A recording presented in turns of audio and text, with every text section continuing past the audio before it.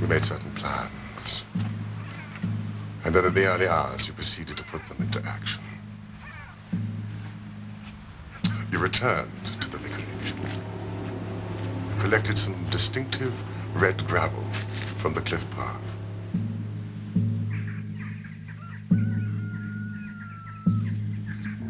The house by now was in daylight,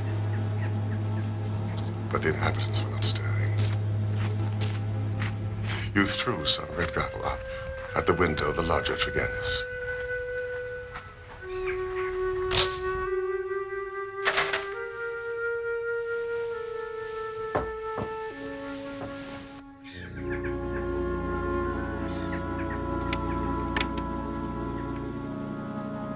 Sterndale!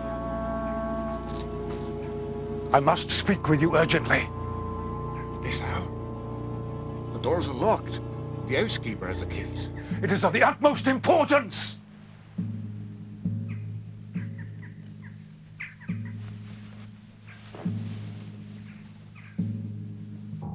You entered through the sitting room window.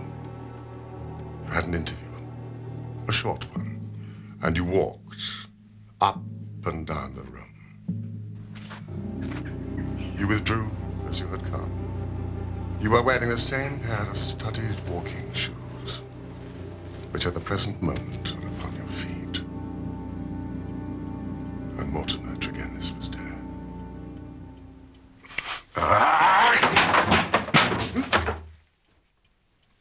The ring you gave Brenda Tregennis. Yes. Yes. Brenda Tregennis.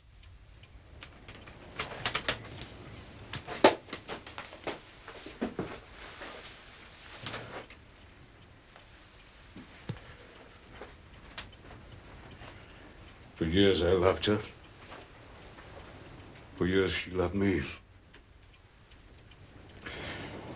That is the secret of the Cornish seclusion which people so marveled at. It brought me close to the one person on this earth who was dear to me. I couldn't marry her, for I had a wife who left me, but whom, by the deplorable laws of England, I could not divorce. For years, Brenda waited. For years, I waited.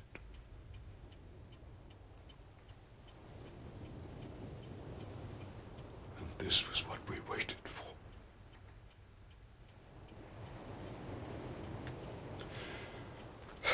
Roundhay knew. He was in our confidence, hence his telegram to me at Plymouth. What was my baggage, or Africa, to me, when I learned that such a fate had befallen my darling? There you have the missing clue to my actions, Mr. Holmes.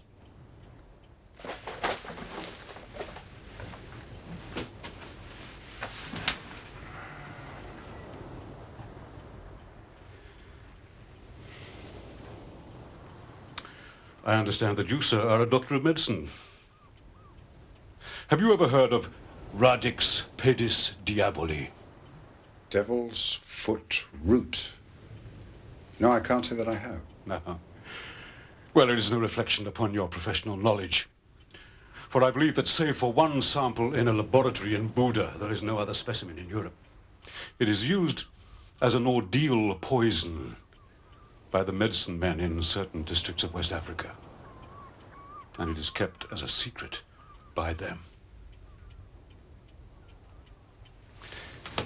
You already know so much, Mr. Holmes.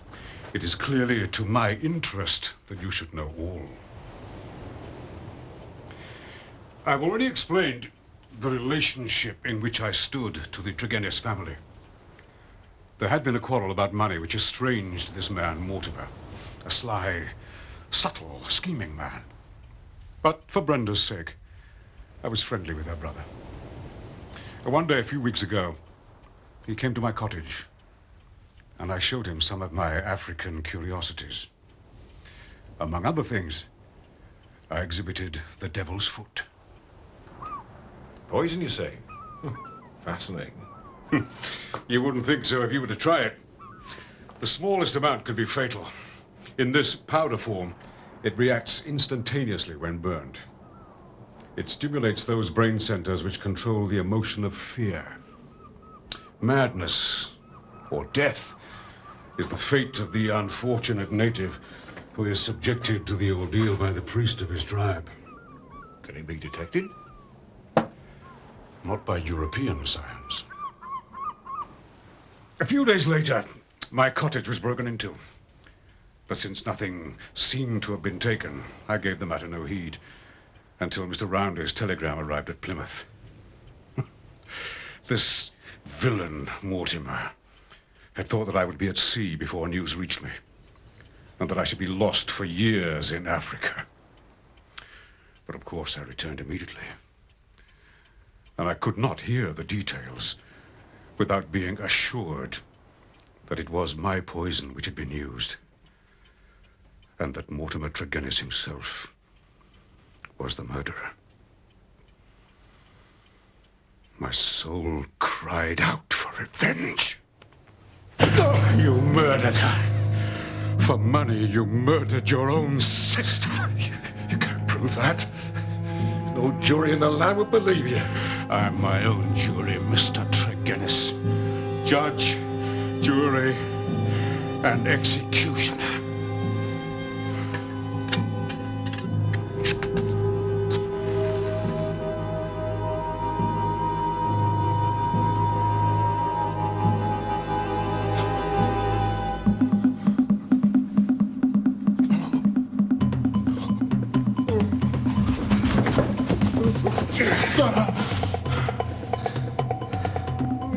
I lit the lamp. I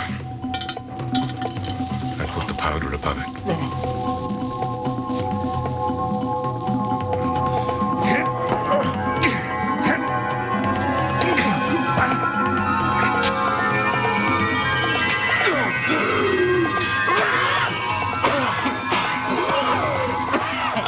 In 5 minutes, he died.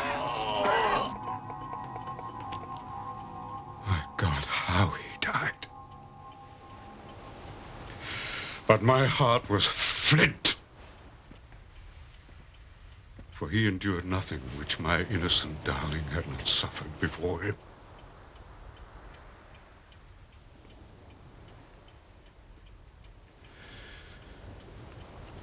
You can take what steps you like, Mr. Holmes.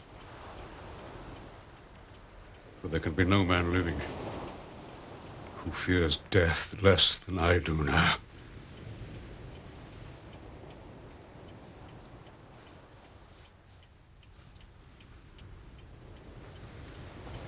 What were your plans? I was intending to bury myself in Central Africa. My work there is but half done.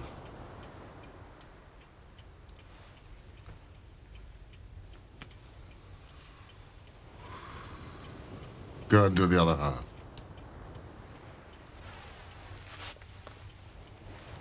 I, for one, am not prepared to stop you.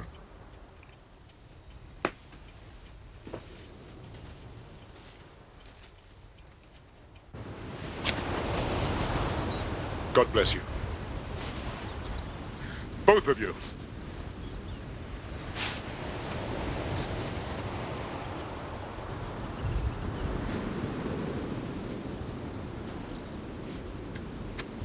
Not for the first time, Holmes. You presume to take the law into your own hands.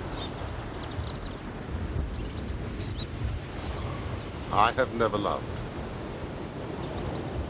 But if I did, and if the woman I had loved had met with such an end, I might act, even as our lawless lion hunter has done.